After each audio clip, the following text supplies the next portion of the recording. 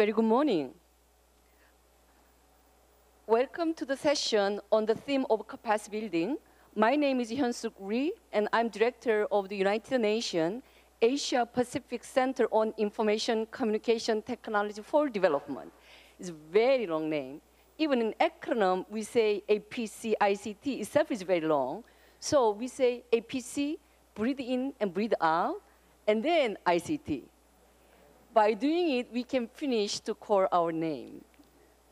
So it is my great pleasure to moderate this session and such exceptional group of panelists and luminaries from all over the world, and also welcome all of you to the capacity building session.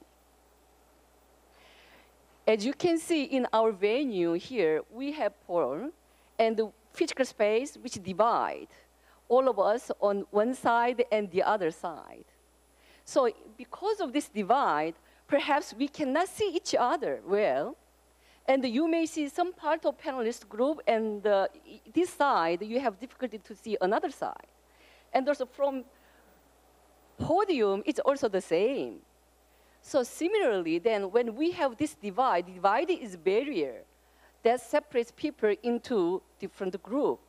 That really blocks the way we communicate and also share our ideas. And it may cause unnecessary conflict. So we cannot work for betterment. I believe in cyberspace, such kind of divide exists. That's something what we call digital divide. And as you may know, international community has been putting a lot of effort to narrow the digital divide. And since the WISIS 2003, and there are a lot of international the organizations and also private sectors and academia and the government, we are putting efforts to narrow digital divide.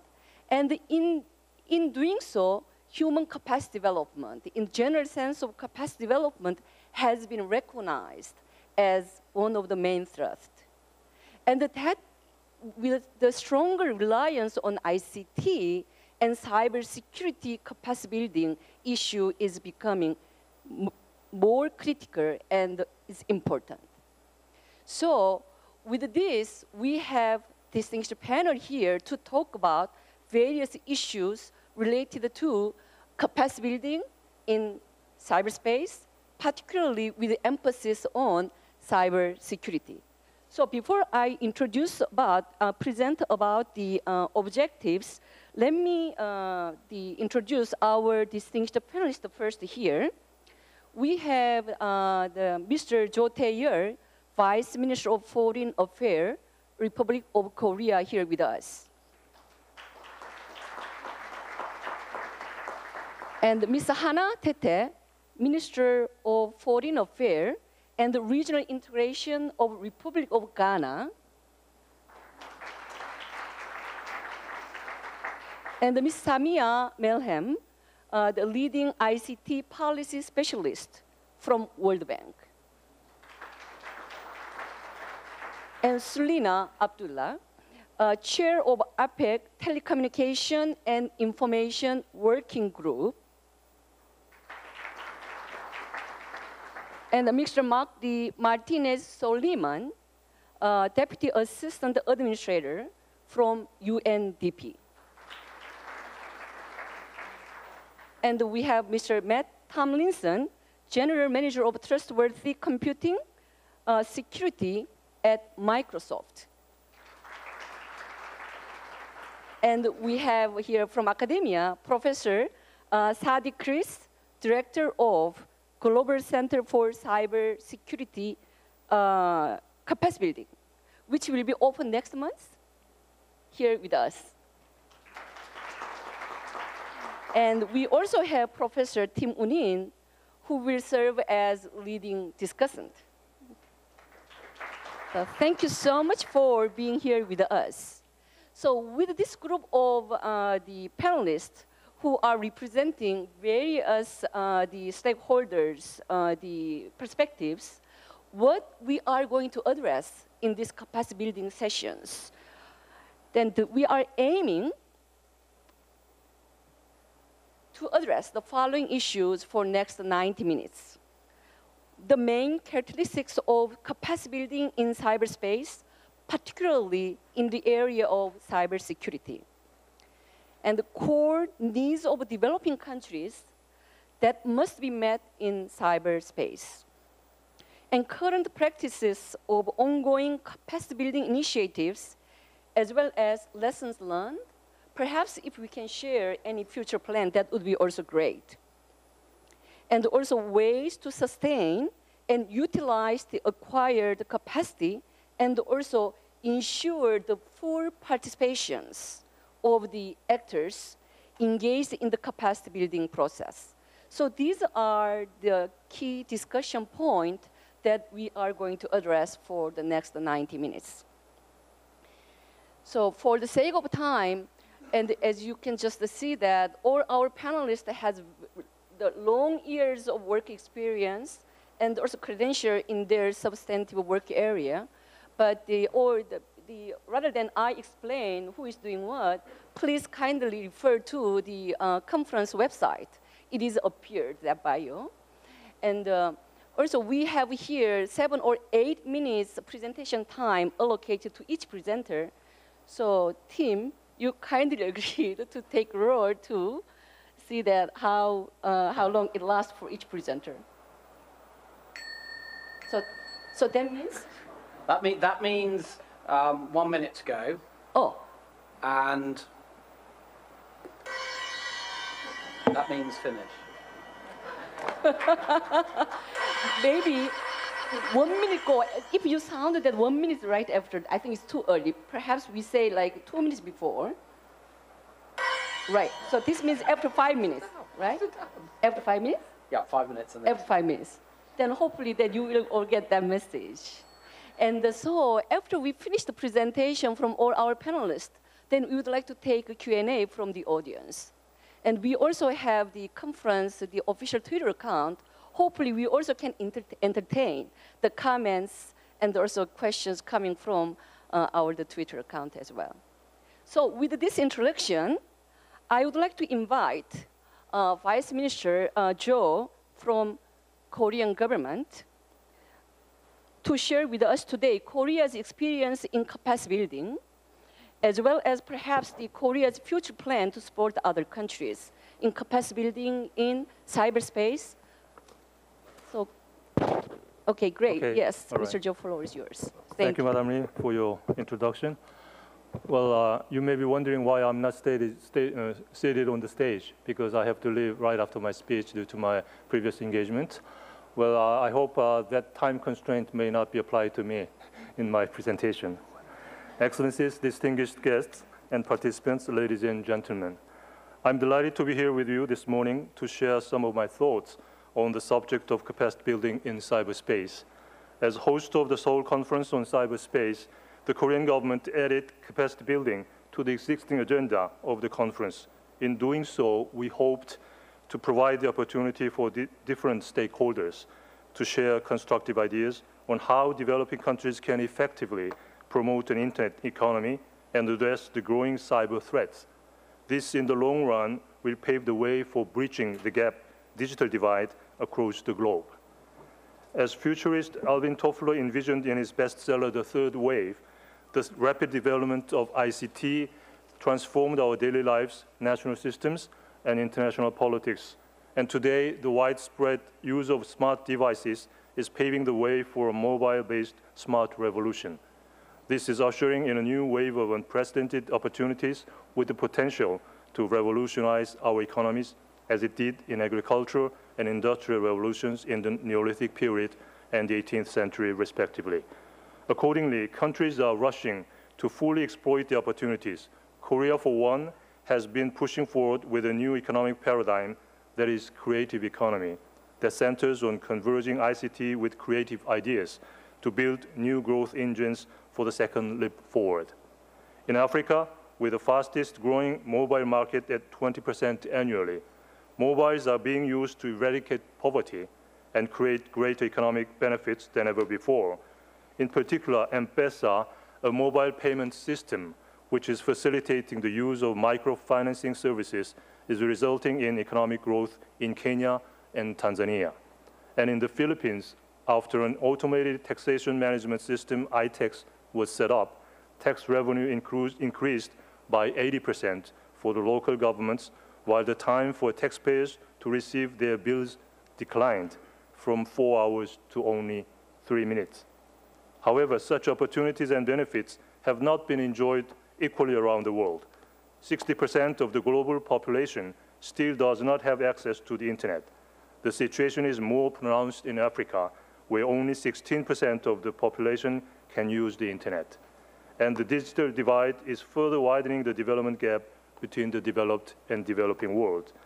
We are gathered here today to share our views and experiences, including best practices, to ensure that all global citizens enjoy the benefits of the digital revolution.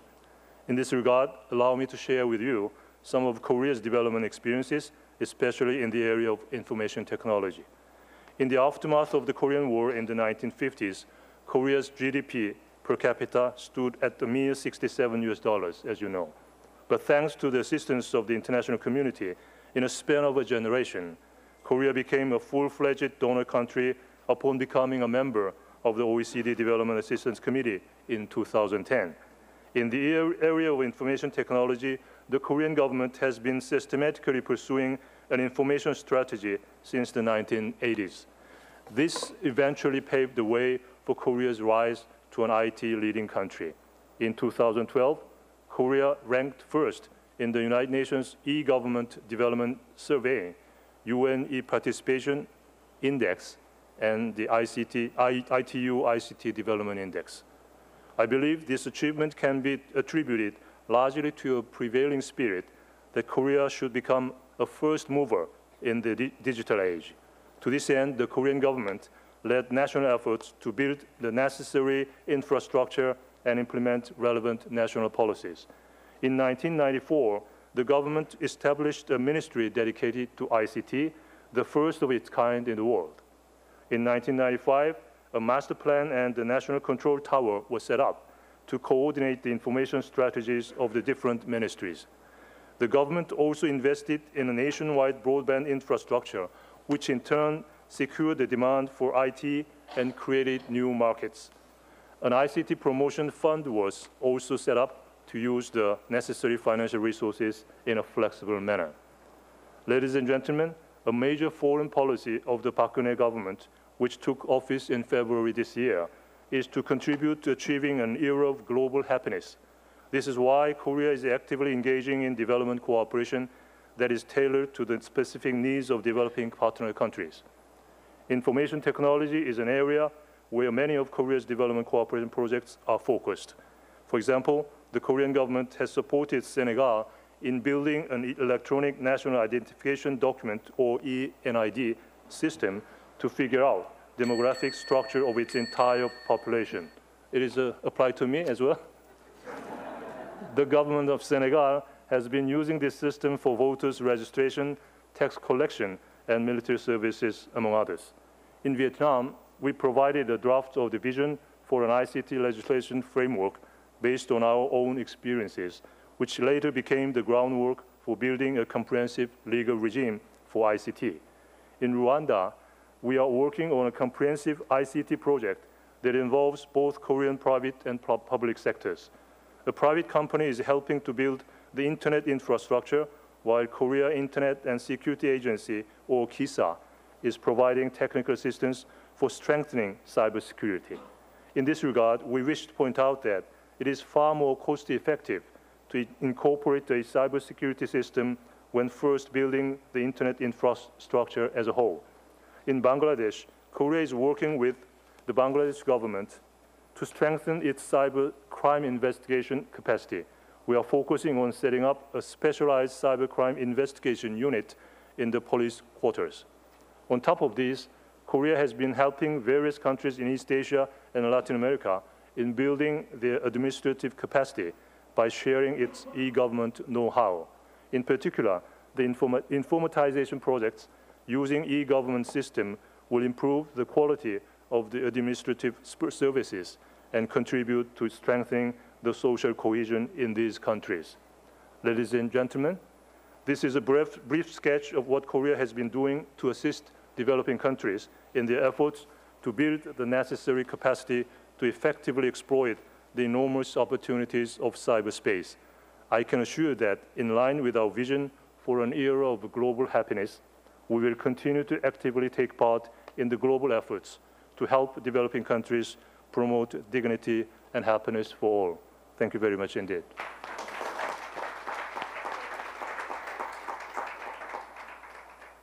Thank you so much, Vice Minister, and for sharing Koreans' development experience in building information society.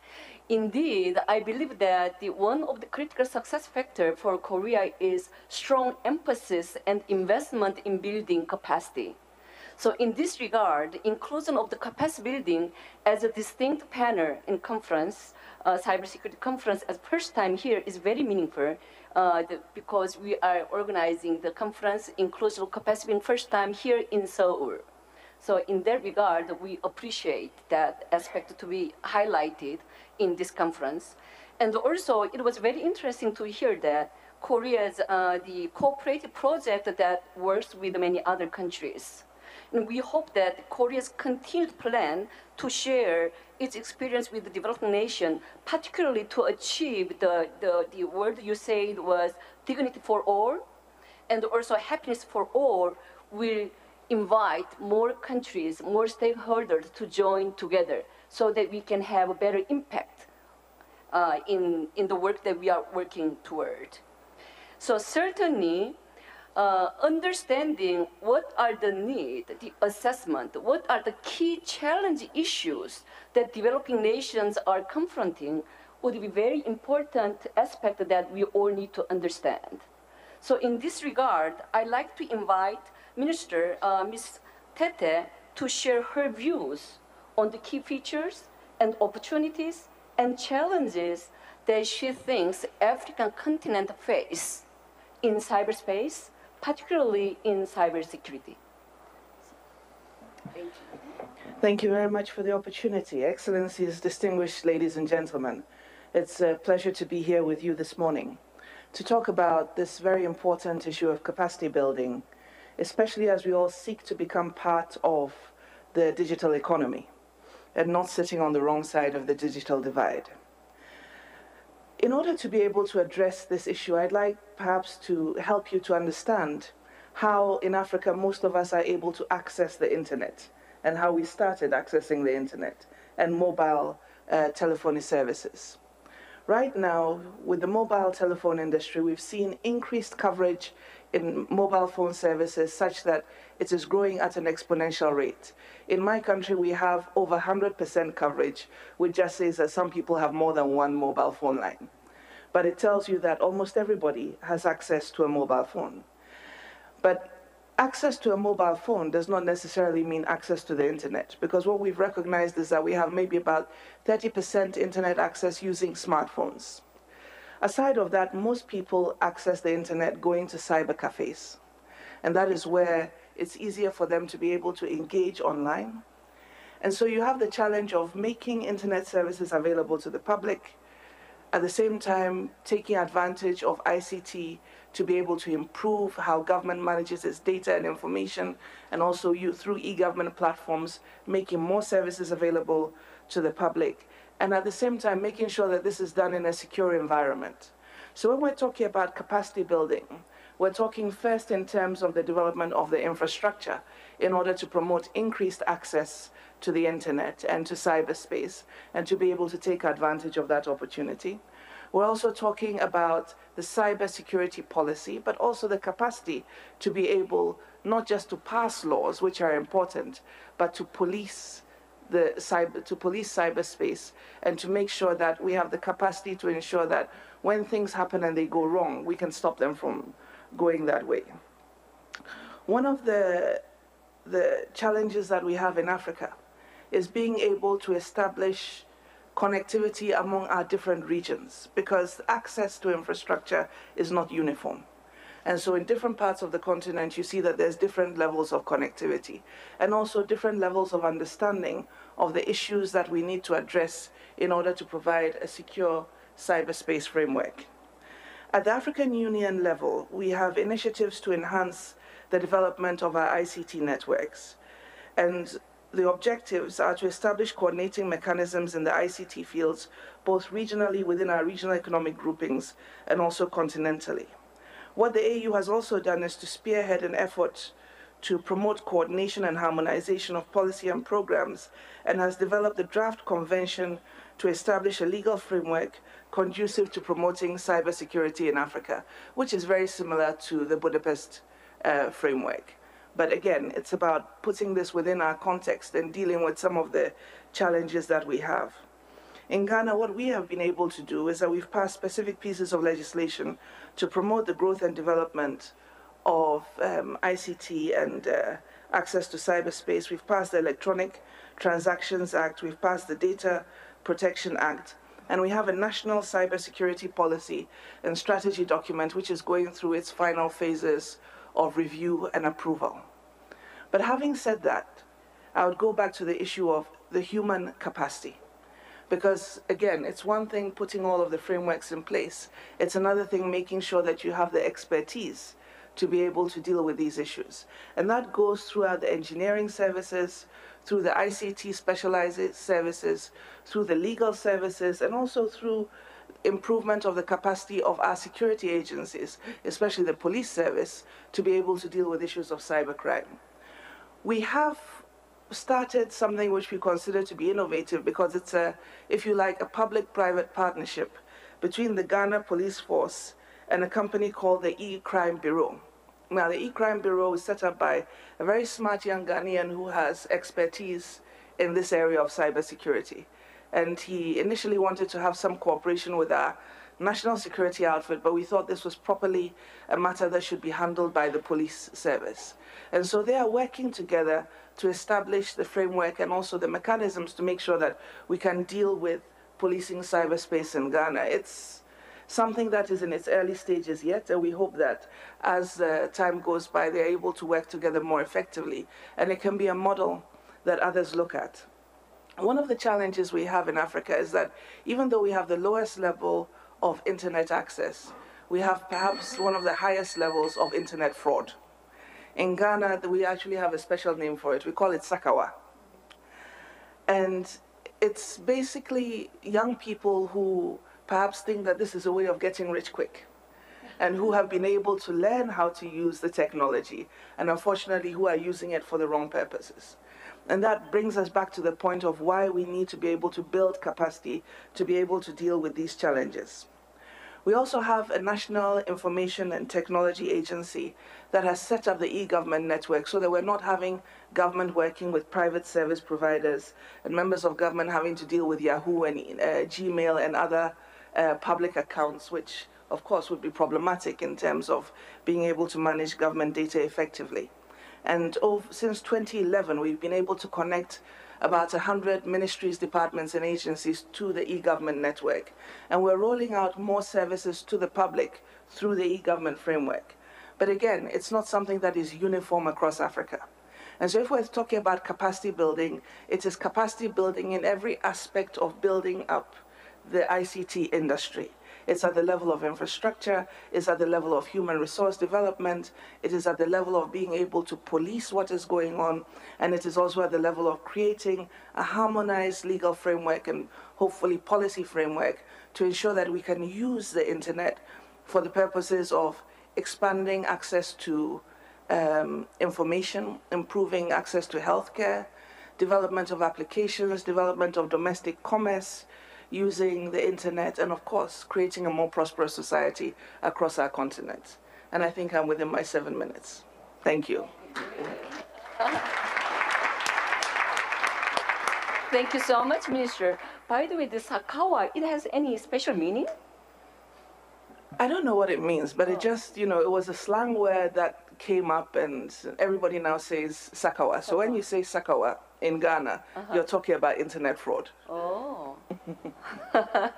Thank you so much. It was very interesting to hear the minister's views on the different dimension of capacity building and also different layer of human capacity building, and the challenges the African continent faces on cybersecurity.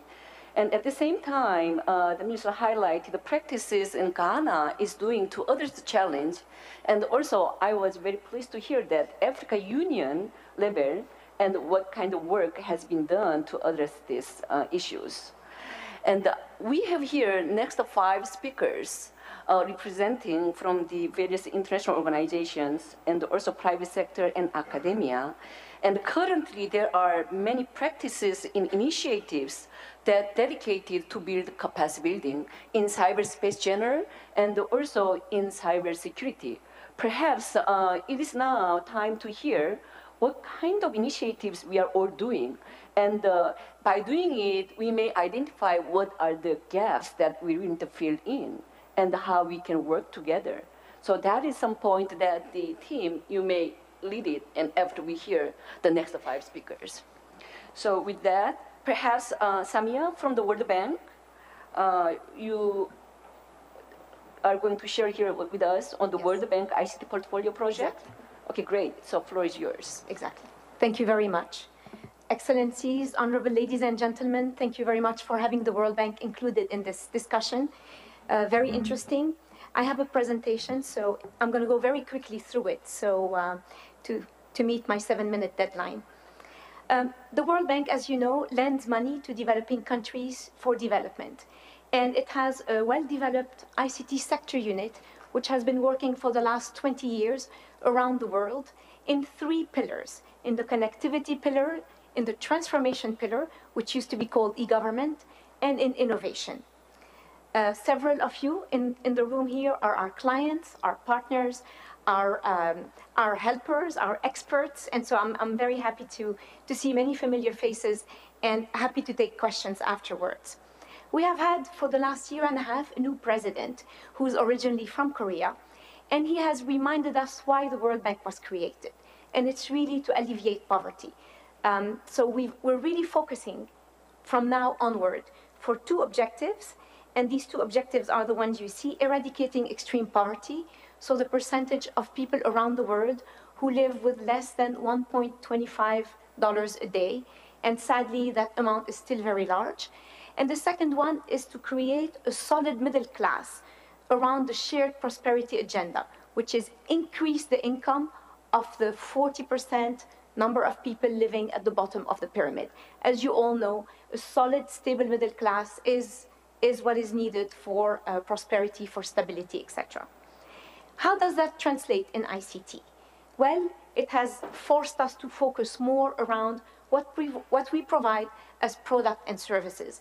And it has forced my team, which is around 100 people, working around the globe, around 40 countries, around 40 big projects, and for a portfolio of $1.5 billion, let's say, of loans and credits. It has forced us to be more systematic about what it means to fund ICT for development. And so we're trying to have these particular programs around digital access to reduce the digital divide, increase the service coverage, having meaningful and useful content, which is something we are starting to really focus on after having focused for many years on infrastructure building. How do we target and track the poor? How do we actually identify that we are reaching the results that we have set forward? And of course, skills for the 21st century, jobs, how to make a country competitive, a business competitive, a government competitive, and how do we transform for innovation? And we have several examples of such projects that I have listed on the right. For instance, we have in South Sudan a program for EID, so that we know better who is the beneficiary of government services. We have projects around IT skills in Bangladesh, in Mexico. We have in Rwanda, in Ghana, we have the Honorable Minister here, in Rwanda, in Ghana, in Kenya, several projects, very comprehensive, around ICT for development, and they include a lot of components. We call them the Christmas tree, because as you know, ICTs are everywhere, but they include capacity building, education, government networks, government systems, PPPs. In fact, Ghana is one of our most successful examples of PPP for taxes and customs. So congratulations to the government of Ghana for making that happen. It's not very easy. E-procurement, IFMIS, Financial Management Information System, and so on and so forth. We see more and more ICTs as a platform. Today, in 2013, there is no more need to develop from scratch software applications that take years to develop, as we used to do 20 years ago. We encourage our government clients to use what is called plug and play. Pick up best practice modules and software, preferably open, and make them all work together. Spend less time on building software and customizing it, and much more time capacity building. How can you be successful when you have a wonderful, amazing system that is used by 1% of its targeted beneficiaries? Most of the systems we have built are targeted for the civil service. So it has to be used by all civil servants in central and local government. And we are now lucky, living today, to see a lot of these applications existing in the market. And we're really trying to focus on a culture of maintenance, of operation and upgrade, not just building application. And it's a bit difficult because every government is special. Every government has their own rules, their own legal framework, some of them dating hundreds of years. So how can we convince our clients to adopt ready-made software and change the rules and the legal framework that has existed for so long? And I think here, looking at Korea, for instance, how ICT is organized in Korea, this is a very good practice in my view. Korea has combined the ICT and the ICT governance with public administration. And that makes things much easier especially when you're doing change. When you're changing the way a citizen registers, when you're changing the way taxes are paid, when you're using e-signature, etc., it's much easier to have the folks in charge of public sector reform and those in charge of ICT for transformation working together in one unit. So we're no longer in silos, as you see, our traditional silo system where we work sector by sector, but we're really focusing on the cross-cutting themes. And obviously, cybersecurity is one of these cross-cutting themes, as well as capacity building for the government and for society at large. As I mentioned earlier, we're seeing more and more ICT components in every possible project, and these are not under the jurisdiction of the ICT unit. They're under agriculture, they're under finance, they're under education or health. So we have a big job to educate our World Bank colleagues on how to best manage technology in their project. Some of the areas that we've been focusing a lot on is capacity building in cybersecurity. And this is an area that unfortunately we find often neglected, because it's too technical. It's too technical, as the minister said earlier, for the police, for the lawyers, for society at large. We are seeing a big disconnect, and somehow the attitude of letting things, stay still till a problem happens is not the right one. We have to be more and more proactive around cybersecurity. And sometimes the problem we see are not really attacks or breaches, they're just bad data. Bad data that governments have that nobody's taking the time to change, to update, to make up to date. And this is an area we're trying to focus a lot on in terms of looking at government data and helping government hire the right people, the data curators, the data analysts, to make sure the data they have is correct, is accurate, is up to date, and is easy to change. And this is something so easy to do today with the tools that we have. The young people who are much more ICT savvy are a good tranche of population to recruit for that. And so we're seeing a lot of our programs now focusing on data correcting, and open data. We are seeing a lot of our work, and I'll specifically mention here work in Rwanda and in Kenya, helping government create certificate authorities, build the capacity, change the ecosystem around ICT legislation, mostly around, how do you identify people, how do you train them, etc. You will see here a very comprehensive capacity building program that we have, and we're seeing a lot of interest from our client countries. Vietnam is another country we're working on right now, actually in cooperation with Korea, and we're seeing a lot of that work happening around the electronic procurement aspect, where we are training the private sector. I'm going to leave the specific examples later, maybe if you have questions, and the presentation will be available on the website if anyone of you wants to download it. Thank you very much for your attention. Thank you so much. Tim, you are doing a great job in terms of the maintaining time, but the issue is... I'm going to have no friends at the end of this. And it is so interesting to hear all the panelists, the remarks and the experience, but I wish we have some more time. And hopefully we can continue our dialogue and online too afterward. But certainly World Bank coverage is very broad in terms of its reach and also the subject-wide. But the knowledge management is one of the main work programs the World Bank is emphasized. So I hope that at some point you can remark on these knowledge management initiatives, knowledge sharing, and the initiatives in this capacity building domain. Thank you. And now we will turn our attention to a representative from APEC-TEL, a working group under the Asia-Pacific Economic Cooperation. Ms. Lina will present APEC strategy related to cybersecurity and how the strategies are put into concrete action. Thank you. Good morning, everyone, and thank you, Suk. I think special mention for Tim. Good morning, Tim. Do go slow with your phone. Well, you know, I actually have a deck of slides, but that's just to inform you about what APEC-TEL is about and where we are in relation to cybersecurity, etc. But I'm going to leave that with you to peruse at your convenience because I'm quite scared of Tim. Now, the basis for all our work at TEL, we have several goals, declarations, policies, and strategies that guide the work of TEL.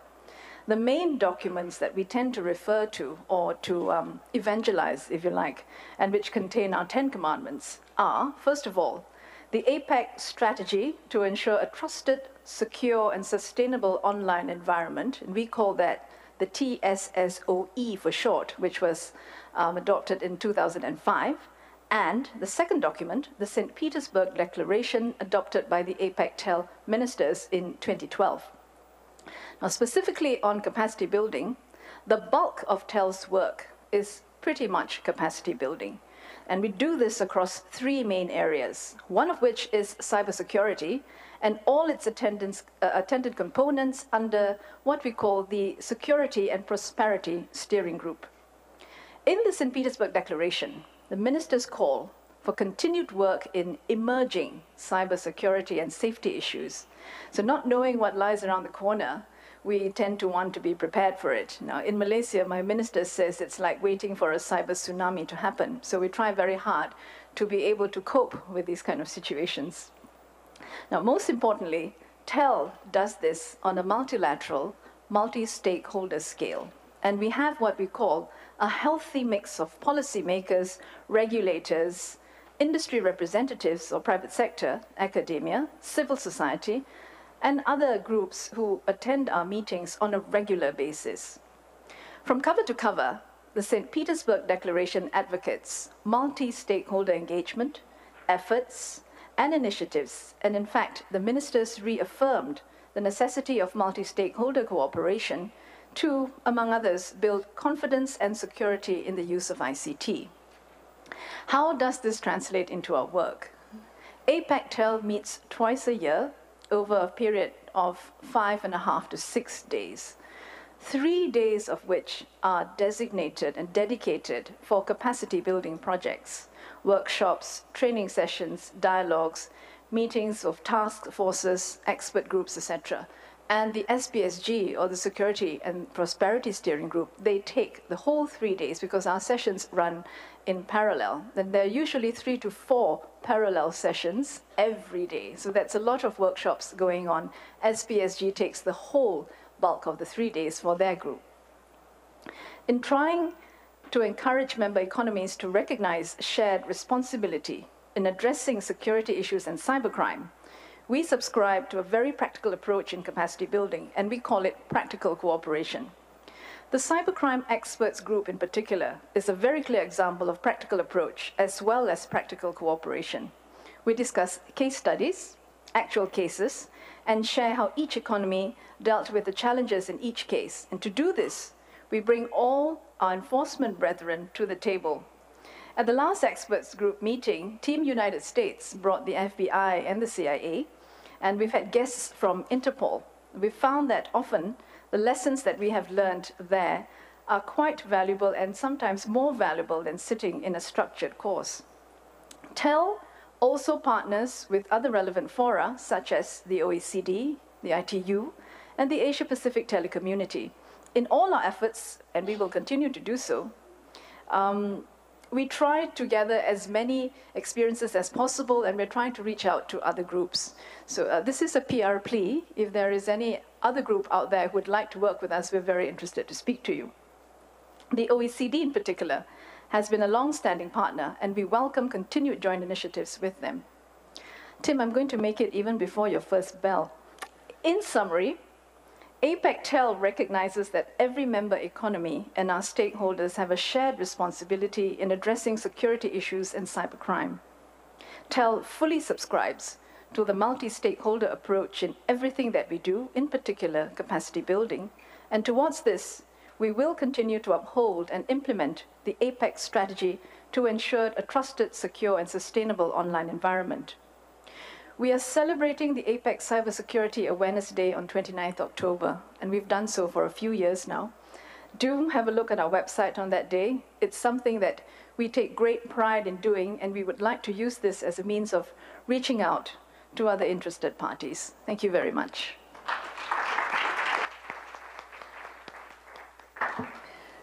Thank you, Selina, for your presentation on the TSSOE. And also, it was very interesting to hear that the APEC-TEL strategy in recognizing close collaborations with private sector as well as international organizations. So currently, you are working with the OECD as well to implement this TSSOE. Yes, we are. In fact, at our last meeting in Hawaii a few weeks ago, the OECD was with us, and we had a specific workshop, a one-day workshop to review the TSSOE and to see whether we need to renew or to revisit some of those strategies that we have put in there. At the same time, OECD took the opportunity also to review their set of guidelines. So it's pretty much a win-win situation for us. Thank you. Thank you. Now, I would like to call on Mr. Magdi Martinez-Soliman to share with us UNDP's perspective and approach to capacity building. So, Magdi? Thank you. I'm going to trust Tim, but I'm going to verify with my own technology device. Excellency, distinguished fellow panelists, ladies and gentlemen, let me begin by thanking the organizers for inviting UNDP to speak at this event on the capacity building for cyberspace. You heard from Vice Minister Cho that we are in the right place to speak about these two concepts. Can I interrupt a sec?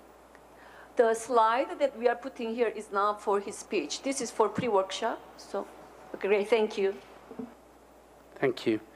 I was saying that the Republic of is indeed a world leader on cyber capacity thanks to a sophisticated policy framework and a strong focus on capacity development, which is the theme of the day. Let me highlight a couple of Korea's outstanding progress benchmarks in both human and technological development. Korea has surpassed many advanced economies in life expectancy, education, and GNI per capita, ranking 12 on UNDP's Human Development Index. For the fourth year in a row, Korea has ranked first in the ITU's annual measure of the information society and is considered the most tech-developed country in the world. It has some of the highest broadband access penetration rates on the planet. Over 97% of households, both urban and rural, have access to the internet. Mobile broadband uptake is, again, on the top of the OECD. Most nations are far from these benchmarks, are far from having, we could say, conquered the cyberspace.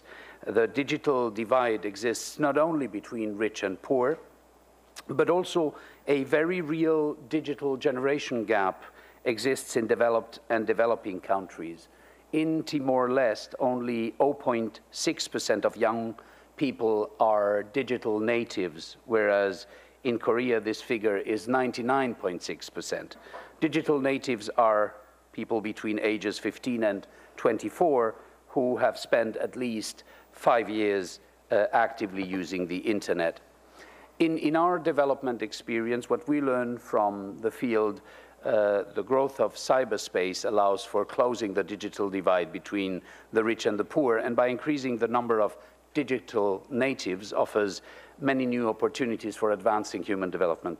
ICT innovation not only creates new opportunities for employment and business entrepreneurship, it also supports broader stakeholder participation throughout the development process, enabling freedom of expression and leading to better policies, improved service delivery, and enhanced accountability. Like colleagues who have preceded me in the use of the floor, I'd like to feature some experiences in e-governance development in countries such as Bangladesh, Kyrgyzstan, Argentina, and the very Ghana, to mention a few, that show the potential of ICTs to improve capacity and governance and transform public sector modernization while reaching most vulnerable populations. Our country-level work has proved successful at strengthening capacity and leveraging development frameworks. We also learn from experience at the top of the wave through our Seoul Policy Center in partnership with the Government of Korea, focused on global partnerships for development, and our Singapore Center, which in turn focuses on public service excellence and looks at that part of capacity building in the cyberspace. Over the past year, the UN Development Group has facilitated unprecedented consultations to crowdsource the post-2015 development agenda. In a way, international treaties will never be negotiated in the same manner.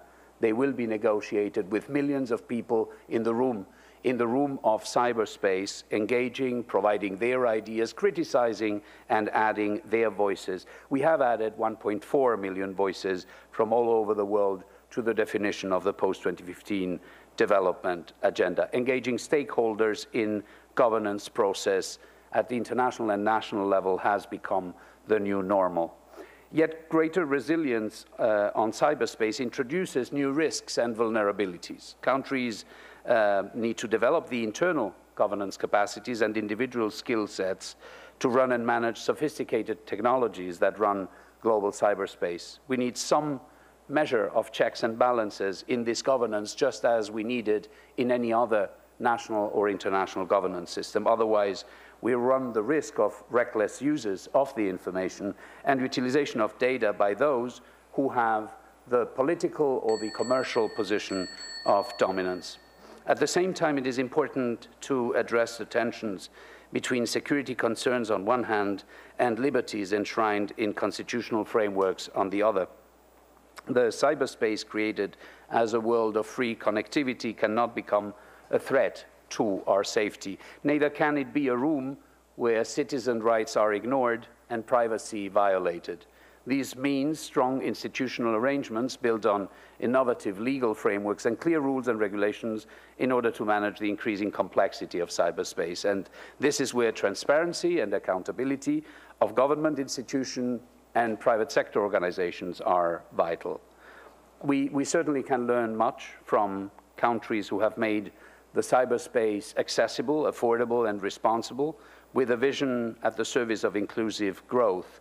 We can envision a world where technology is not a distance, but a bridge, not a factor of inequality, but a tool for cooperation. Thank you for your attention.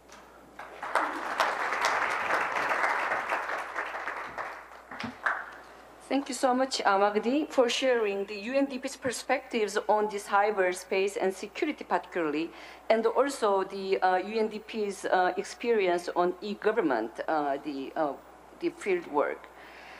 Now we all heard from representatives from the international organization.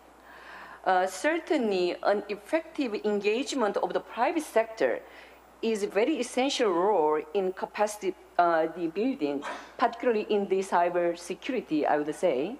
And the next speaker, Matt Tomlinson, will present on the role of capacity building that private sector can play.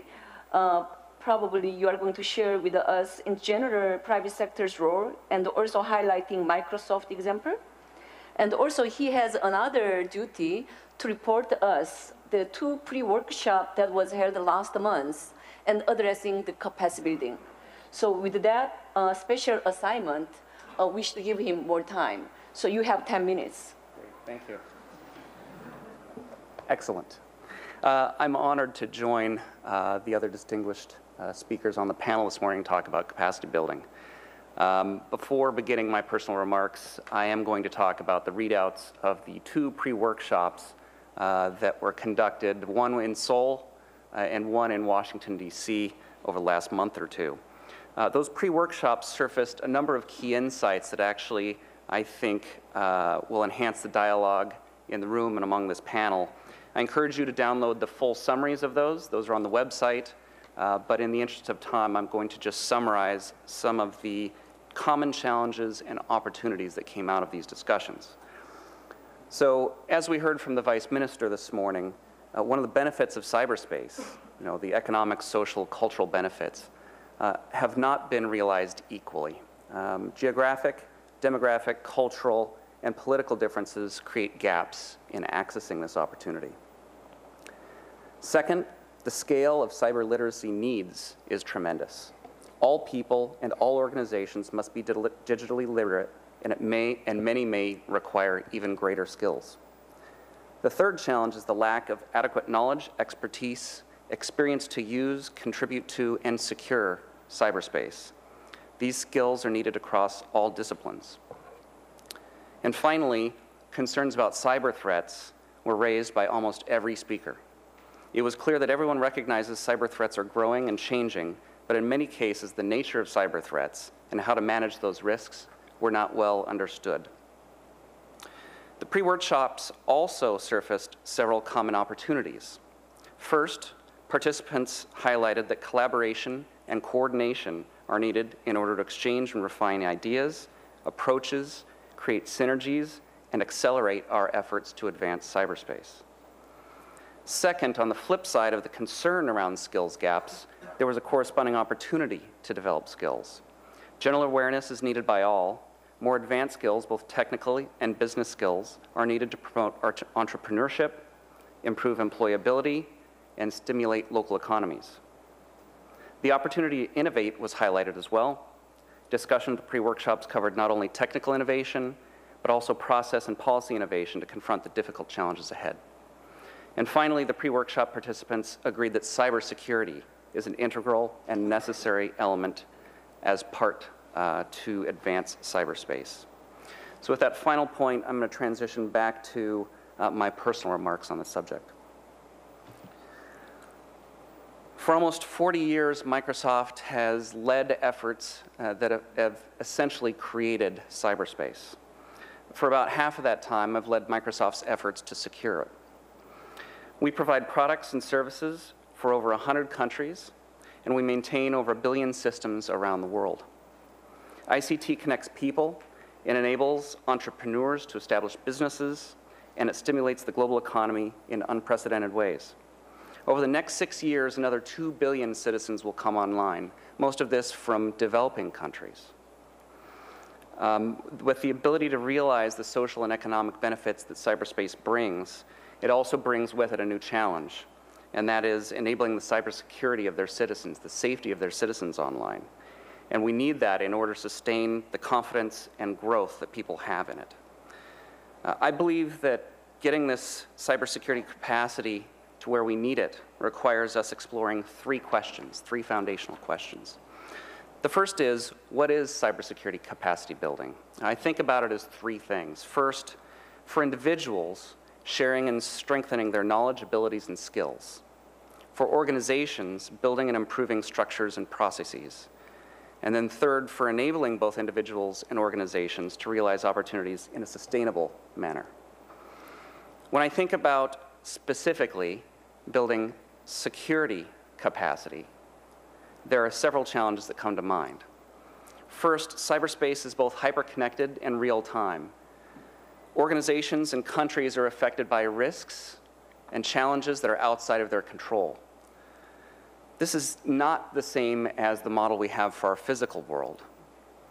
What it means is that everyone has some responsibility for cybersecurity. Second is managing cyber risks can be difficult. and I think we have an inadequate number of cybersecurity experts. Third, there are often different societal and political values related to cybersecurity, and traditional policy constructs, such as those related to sovereignty, national security, and the like, can be difficult to apply. Increasingly, people are seeing themselves as citizens of cyberspace. This is a shift. Finally, another challenge is that the return on cybersecurity investments is hard to quantify, and because of that, it's hard to justify. Even with those challenges, I've been fortunate to personally help build cybersecurity capacity. I helped establish Microsoft's Security Cooperation Program, which is a structured way to help over 80 countries improve their responses to security incidents and decrease the risk of successful attack. We also work through others. The UK's capacity building for developing countries and the Commonwealth Telecoms Organization are both efforts that we engage in to maximize cybersecurity capability and capacity.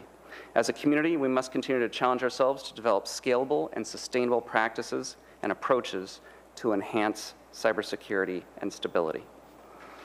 This leads me to the second question. Who needs this capacity, and what are those needs? Building capacity to manage cybersecurity is a need not only in developing countries, it turns out. There are inconsistencies in access, availability, reliability of infrastructures, and gaps in resources and investments. Earlier this year, my team conducted a study across over 100 countries to see how various economic, social, and technical factors relate to cyber risks. We published a paper called Linking Cybersecurity Policy and Performance. We ultimately built a predictive model that highlights nations' risks for cybersecurity issues, and it ties it back to their policy stance. The model includes three main groups. First are the seekers. These are countries that are building infrastructure and working towards affordable access and educating people. The second group are aspirants. They are developing plans, organizations, and policies, and they're seeking to enhance the use of cyberspace and protect their economy, public safety, and defense. The third group are maximizers. These countries have access, they have the laws, they have capabilities, but they are trying to become more agile in the face of changing threats, as well as be more internationally focused. The needs of countries vary, and they include not only policy, operational, and technical capabilities, but also people with knowledge and skills. As an example, last year, Microsoft launched YouthSpark. This is a global initiative to create opportunities for over 300 million youth over 3 years. The focus is on education, entrepreneurship, and employability. And in the first year, we touched over 103 million young people in over 100 countries around the globe. So the third foundational question I have is around the role of private sector in capacity building. As a general principle, neither cyberspace nor cybersecurity capacity can be built by government or industry alone. We must partner and leverage our individual roles and expertise. To catalyze economic opportunity and growth, the private sector can help local markets foster innovation. As an example, one of Microsoft's recent efforts is the For Africa initiative. It represents a transformational approach to building cybersecurity capacity.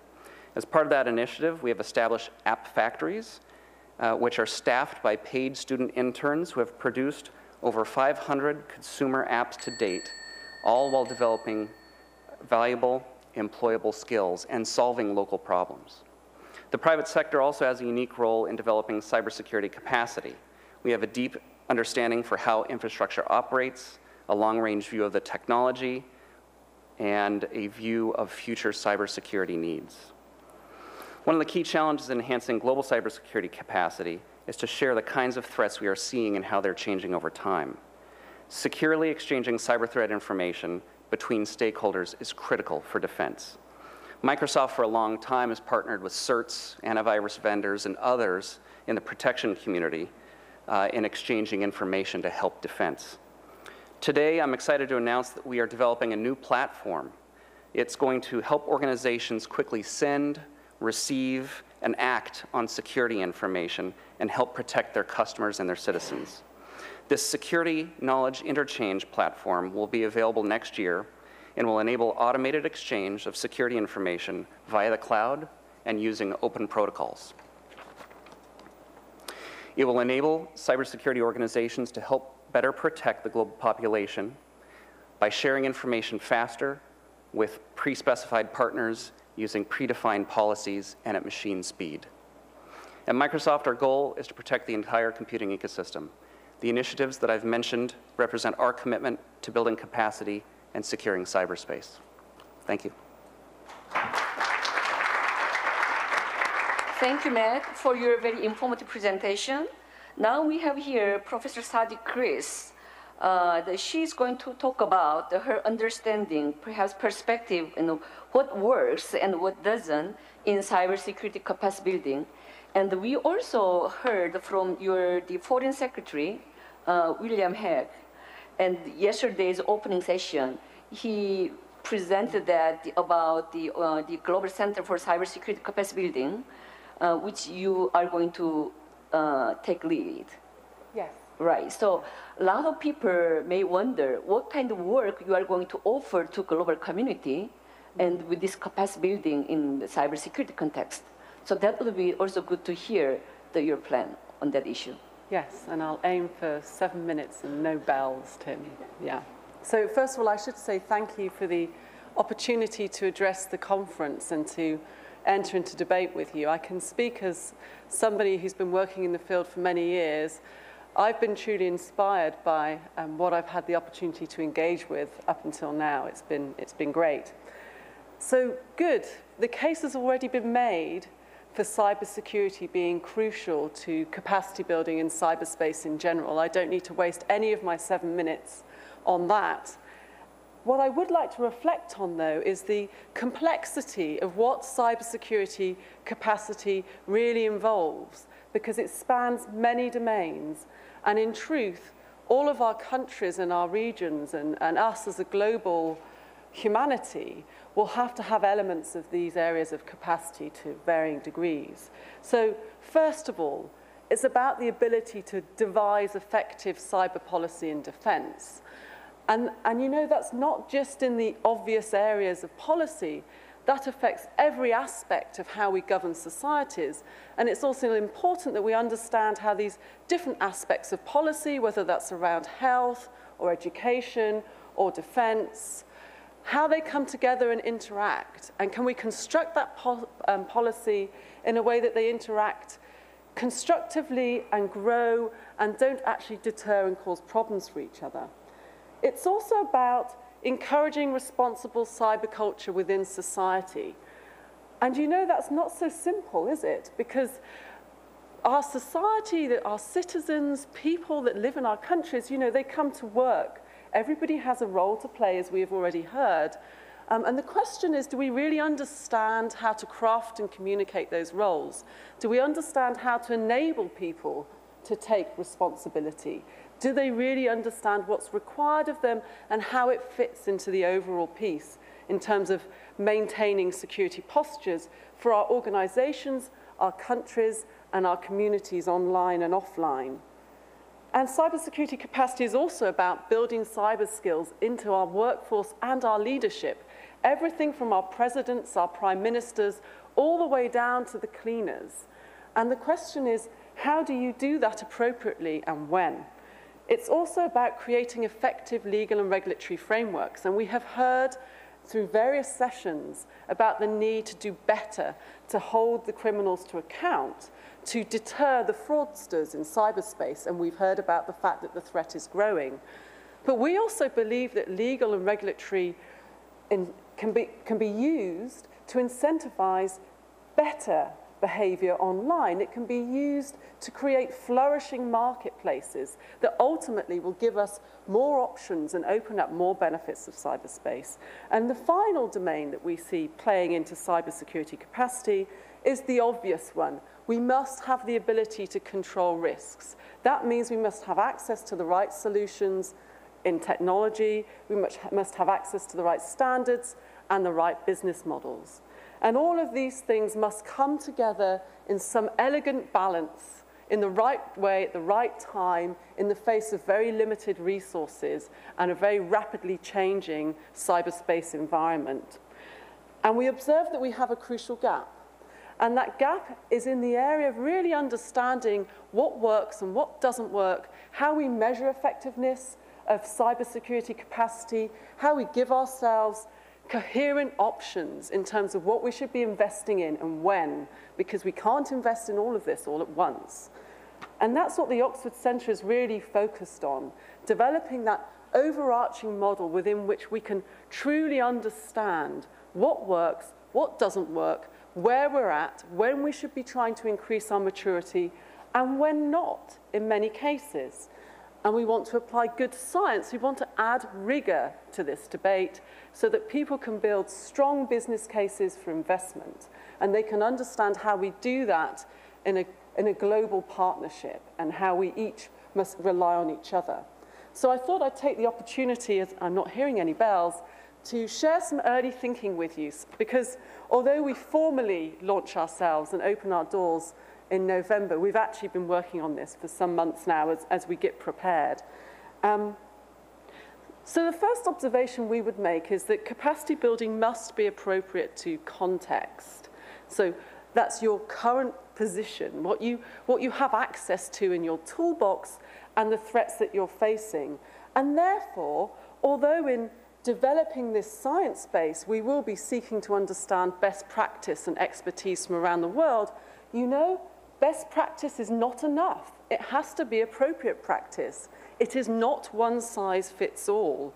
And therefore, we really need to understand the anatomy of cybersecurity strategy and capacity, and how you pull the right building blocks together for the time that you're in.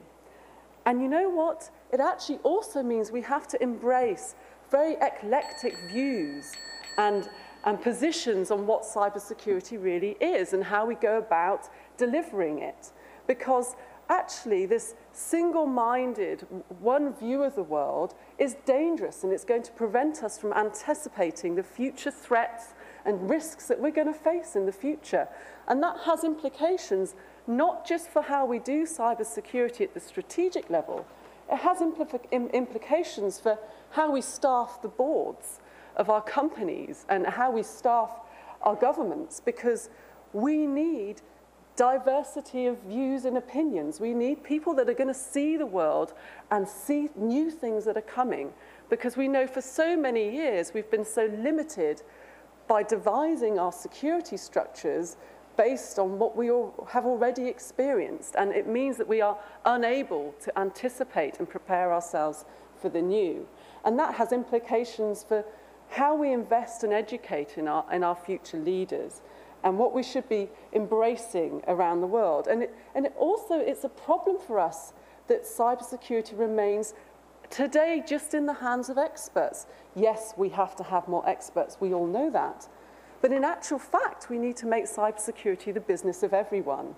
And that gives us an insight into what the challenges may be and why the boards that are in charge of our biggest companies tend to leave this to the technical person in the corner, because it's not on the table as a material risk alongside all the other risks that we face.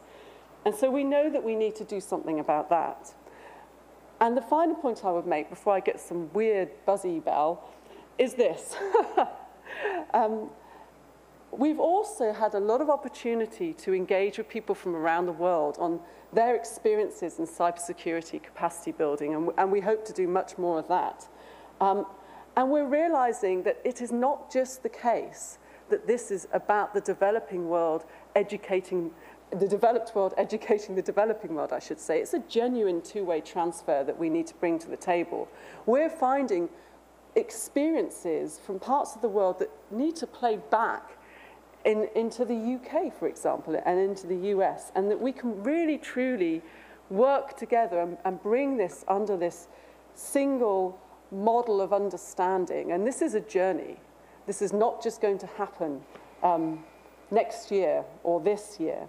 And so the Oxford Centre is really about pooling this information, synthesizing it, generating the new knowledge, and then sharing that knowledge with the world so that we can truly come together to devise better strategies and new policy options in the future. Thank you. Thank you, Sadi, for your presentation. And in her presentation, a lot of keywords relevant to cybersecurity capacity building are highlighted, in my opinion. And with her presentation, we all heard from the remark of all the panelists. But the point which still remains, which we also would like to hear is, how can we ensure that this capacity development effort will be sustainable? And what are the panel members all mentioned about the partnership? So then what are the mechanisms needed to allow effective cooperation at the national and the regional and global levels to strengthen this partnership and also cooperation aspect? So we have here lead discussant, Tim. I hope that you can highlight this aspect. Thank you, Suk. Your Excellencies, Honourable Ministers, distinguished ladies and gentlemen.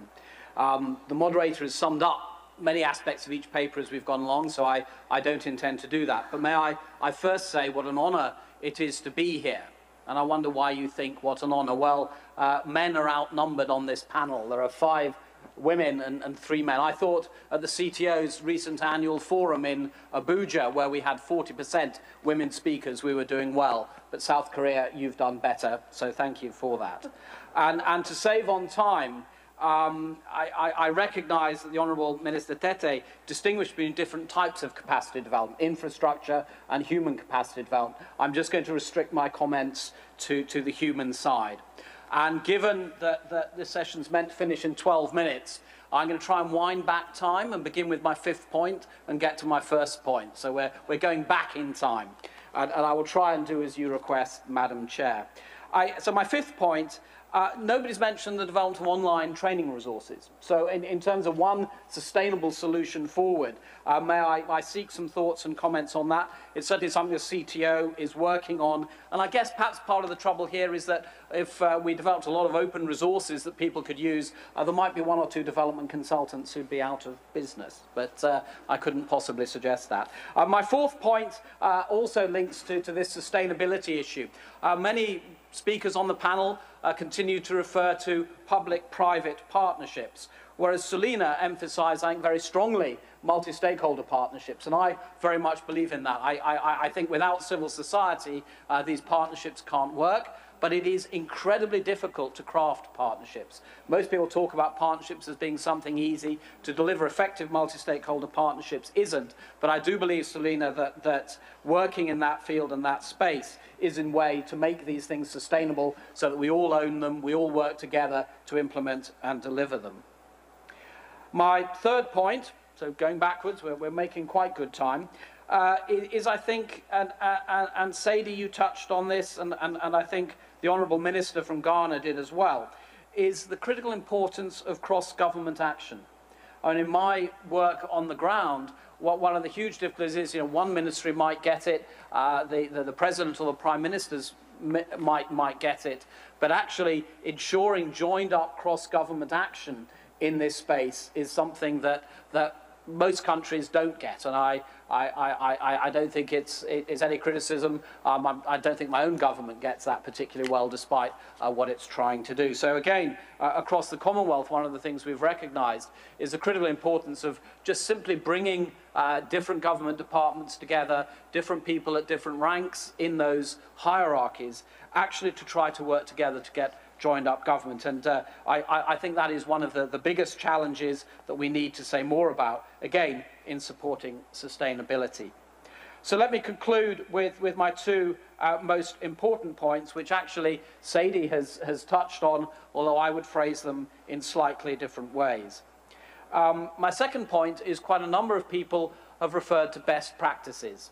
Please, please, please, let us stop using that terminology. There is no best practice. There are an awful lot of good practices, or as Sadie said, appropriate practices. Let's stop looking for that silver bullet, that golden solution that will resolve this problem, because it won't.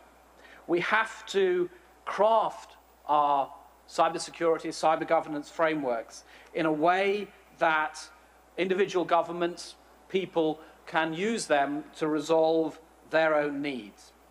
And I think one way that we can move forward to that is actually designing with multi-stakeholder input, a set of toolkits that aren't just books how to do it, but if you like, decision trees. I want to do this, we want to do that, and follow ways through that we can build these together. They're not easy to do, but again, that's a field that we're working on. And once these exist, that can help reduce, I think, the resources of implementing some of these initiatives. And my final, Chair, and most important point is capacity development tends to be spoken about as something that the richer, more developed countries are offering or doing to some of the poorer countries in the world. And as Sadie said, that is inappropriate. I think probably the richer countries, the elites, most of us in this room, have more to learn from the voices of people and governments in the poorer countries of the world that aren't so represented here, as we have in the more northern or western or whatever you want to call them countries, the other way around. So donor countries need to actually learn from recipient countries. And again, in the CTO, that's something we're trying to work very hard at. And I'm delighted in the transformation that working in some of the poorer countries of the world, the Commonwealth, has on senior government officials in ministries. So my two most important points: no best practices, just good practices. Why can't we use that terminology more? And the need for this to be joined up capacity development. And I would value people's, on the panel's, thoughts and reflections on those. But finally, I said at the beginning that it's great to be on a panel dominated by women. I don't see a panel dominated by people with disabilities. And a plea would be just to ensure that everything we do does indeed take the interests of all of our people and ensure that whatever we develop in cybersecurity and cyber governance is indeed accessible. So, Madam Chair, thank you for the opportunity to have some reflections there, and I know you want to open it up to the floor and indeed to those who are tweeting. Thank you so much, Tim, for your enlightening comments. So now with this, we heard all from the people who are sitting on the podium. And so we're supposed to finish 20 minutes, right? 12:20. However, we started 5 or 7 minutes late. So do we have a member from organizing committee here? So we may last a little bit more. We have to entertain questions from our deep floor. So I'm sure you have a lot of interesting comment to make, and also the questions that you would like to address to the panel member. So this is a good time to do. So anyone would like to say something on what we said, or if you'd like to add any other comment on what we did not say? You are all hungry? Maybe I give this microphone. Thank you very much. Patrick Pavlak, I'm a senior analyst at the European Union Institute for Security Studies in Paris. Thank you very much for your presentations. They were excellent. However, I would like to follow up on a few of the points. My first question would be to Samia Malem. You had a wonderful slide on what is in demand, which I think you didn't have time to go through in your presentation. So if you could develop, I would be much obliged. Then, excuse me. We've heard about all your efforts on capacity building, but I was wondering to what extent can we avoid certain duplications in this area? I mean, we're right at the beginning of discussing how to improve capacities, and it seems that everyone is going in the same direction, singular countries and regional organizations. Since we're right at the beginning and we've heard that being at the beginning is a good way to talk about bigger problems, how can we actually avoid duplications at the later stage? And my third question would be to Minister Tete. Speaking to many colleagues who are involved in capacity building and who organize different events and try to get developing countries involved, one of the bigger problems that they mention is identifying the right people in those countries that they can talk to. And I was wondering if there are any ways or any lessons or suggestions that you could offer to our governments or countries working on capacity building in trying to identify the right people, or what on your side are the problems that you see in trying to engage with the donor community. Thank you. Thank you. Just to, perhaps rather than we answer question one by one, let's get all the question first. And then maybe we can cluster some question. In doing so, we can entertain more questions. And then the next speaker. Thank you. Peter Trim, Birkbeck, University of London. I would just like to say that some fascinating comments have come forward. I would just like to ask a very simple question. How Sir, would you like to put the microphone closer? Yes. How would you like to get the best contribution from the various knowledge providers, so that if you draw on people with knowledge in policy and law and management, how are you going to integrate that knowledge into capacity building knowledge, which is going to be used in planning and strategy implementation?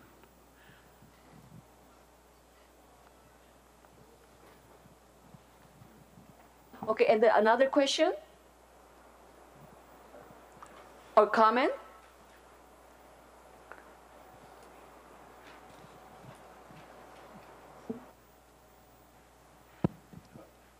Hi, good morning. My name is John from Singapore. Question for the panel about capacity building in the area of building the government capabilities to deal with the citizen in the confident building process. I think there's, I do believe many of us here are from the government agencies. What should the government build a capacity within the government to deal with the issue as a preamble to the rest of the thing that's going to happen? You can't do all at the same time, I believe. We can, but I think it's going to be more difficult. So what are the specific activities that, from the panelists, that could suggest to deal with that issue? Thank you.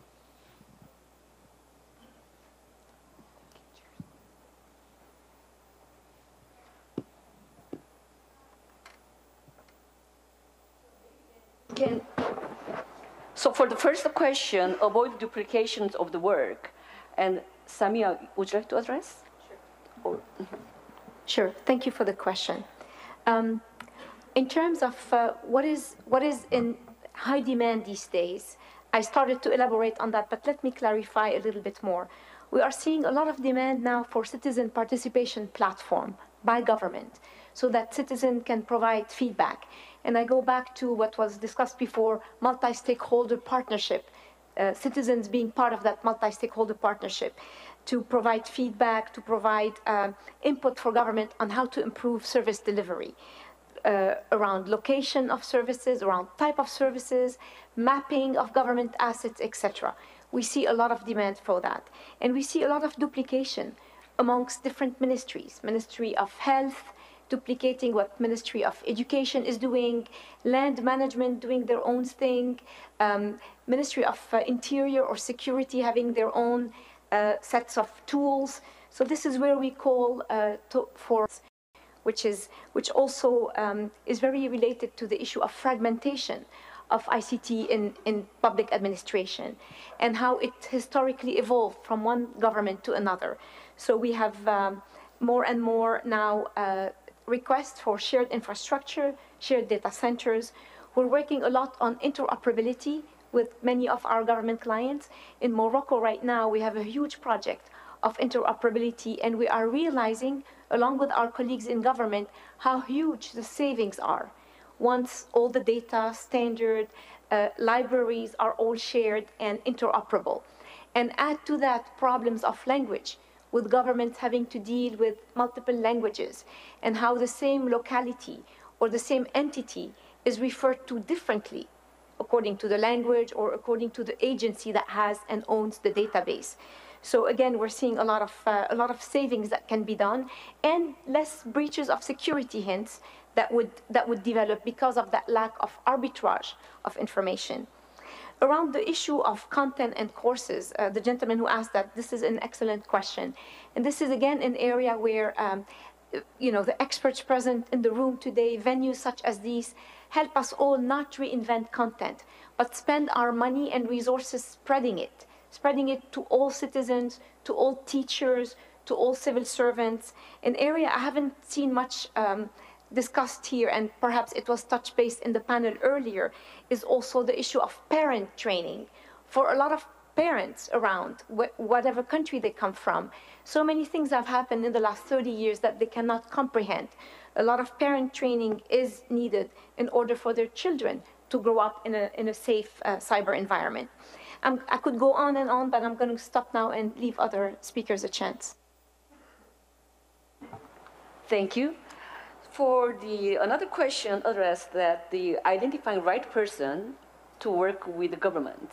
So, Minister, would you like to comment on it? Thank you. I think it was more to do with identifying the right partners for capacity building at different levels. I think that it's important when you are dealing with, and let me just say from an African perspective, the strongest institution is always government. It would be nice to say that civil society had the capacity, or institutions of higher learning had the capacity, but all of these organizations, one way or the other, either depend on government or are working with government. And so the first point of call has to be government. And especially in these matters, at least in my country, it is the Ministry of Communication.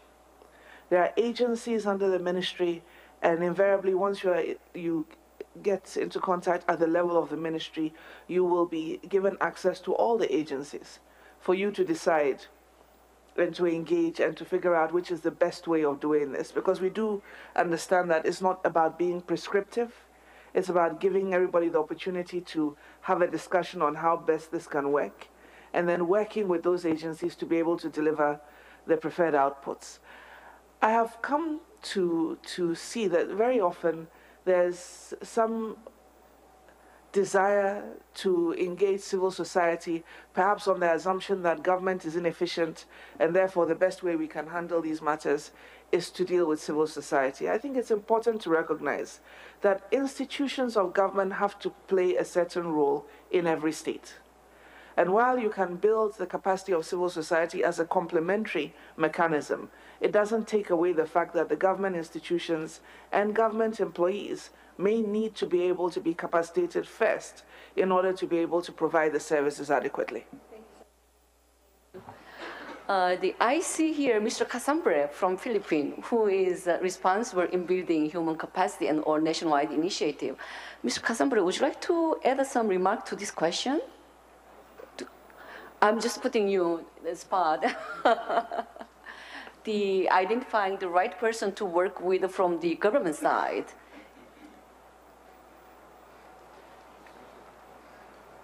Sorry, what was the specific question again?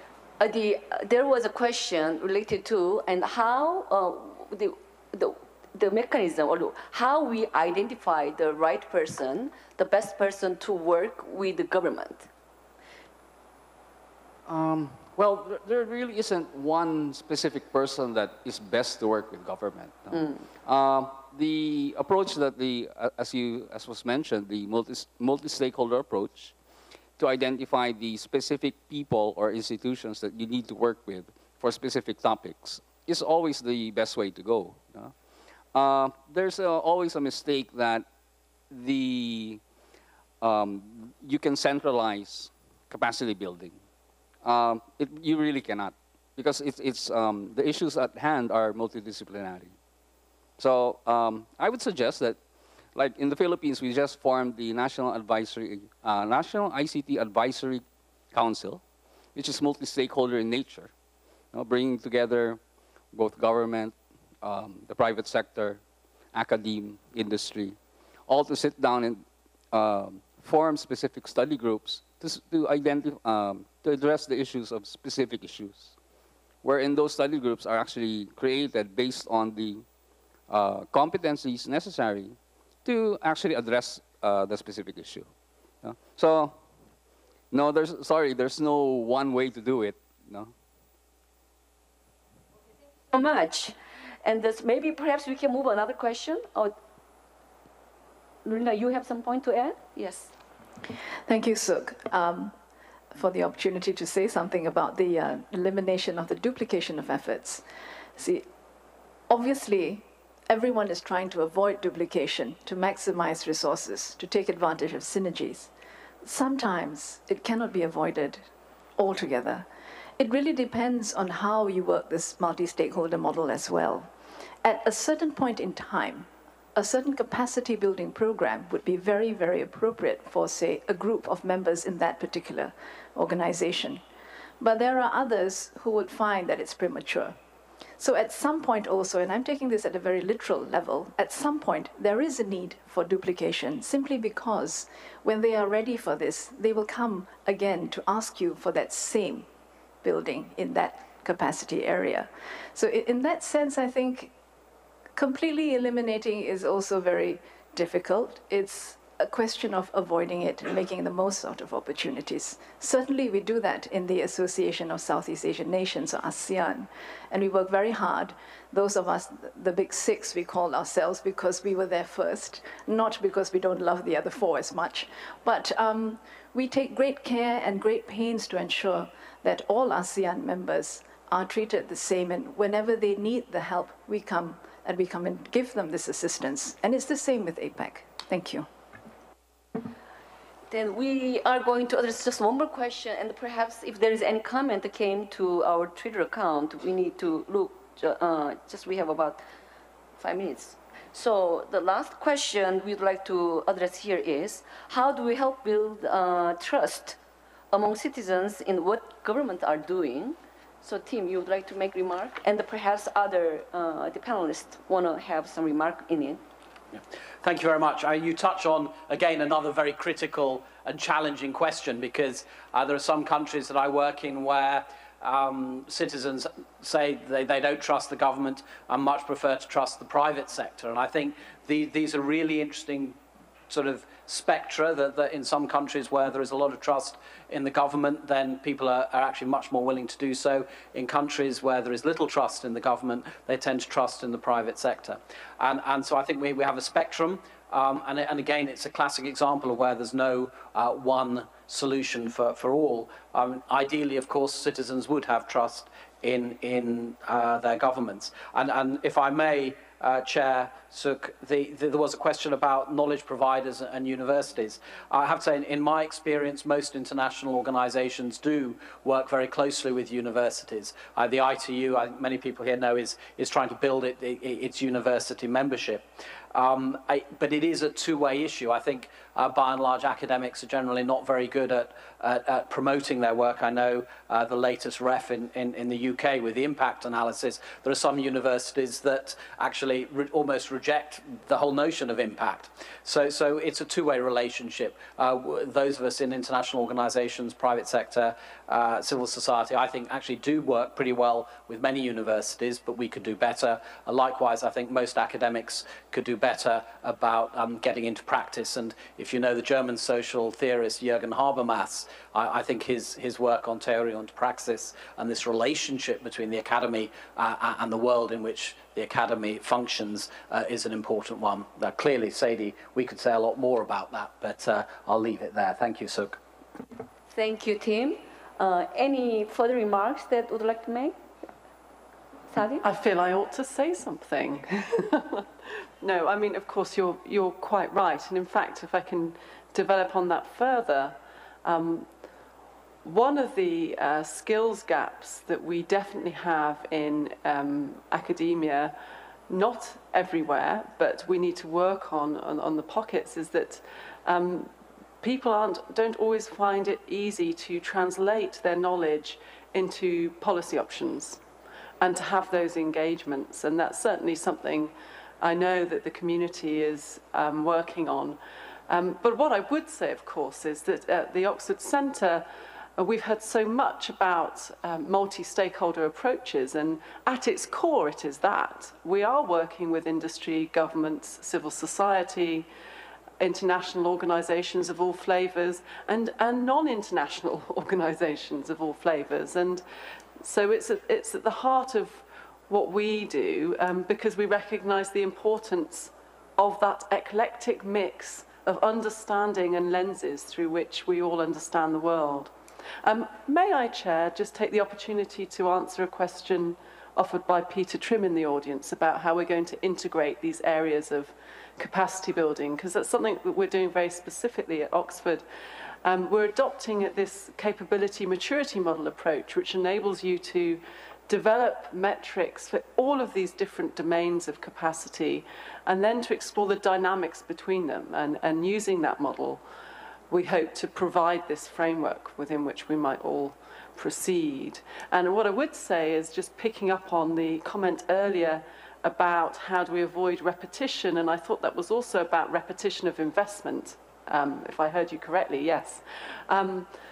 And so we're certainly going to be documenting all of the data and the case studies that we generate online, so that everybody can see that and understand who experienced it, who they worked with, where they are in the world, and perhaps reach out to them. But a concept that we've most recently been playing with is whether that should be scaled up to an online portal that the world can publish into their expertise, their experiences, what they need, and the donors that are prepared to donate. And I'd be interested to hear from the people in the room whether you feel that would help, because certainly would enable a single focal point for us as a global community, so we can really share the wheels that we have invented, so we don't reinvent them, but we just oil them properly for each other's benefit.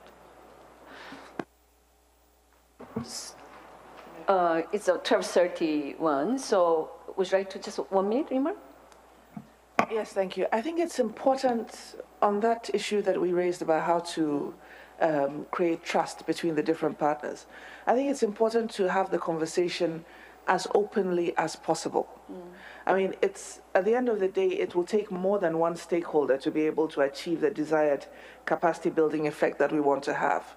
And so it's important that even if you are starting a discussion at the point of government, that every other interested party has to be part of that framework, and you build that stakeholder community going forward so that they are very familiar with the interventions, they know exactly what you want to achieve, and that trust is built along the line. Thank you.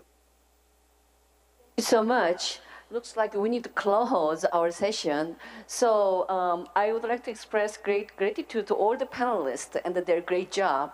And also thank you so much for all audience participating in this capacity building session.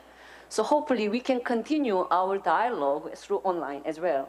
And my job as a moderator, I'm supposed to summarize all the deliberations made and in 1 or 2 minutes, but rather than we do now. And the plenary session, there is a wrap up. So I will report the summary of our capacity building session during that time. Thank you so much. Thank you all speakers and discussants, and especially Director Lee for being a great moderator. Now this brings us to the end of panel discussion 6. Now lunch is ready at our conference room south, both in 307 and 308. Lunch will be provided until 1:40 p.m. and our staff will assist you with the directions. Let me also introduce you to the ICT exhibition that is being held at Hall D2. Many of our cybersecurity and IT companies are participating in this exhibition, so please go there and experience the state-of-art ICT hardwares and softwares. And after lunch, we have the joint plenary with Youth Forum that's beginning at 1:40 p.m. I look forward to your participation there as well. Thank you.